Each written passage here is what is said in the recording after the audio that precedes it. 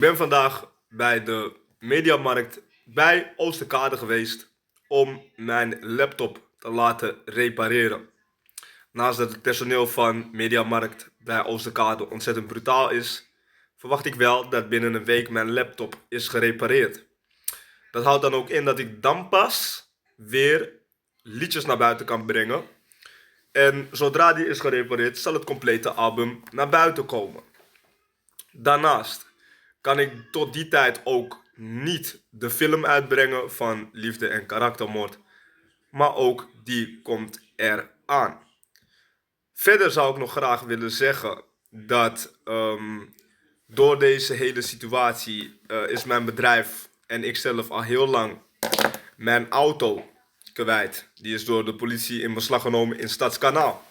Ik mag dan ook hopen dat deze auto zo snel mogelijk weer terugkomt thuis bij papa.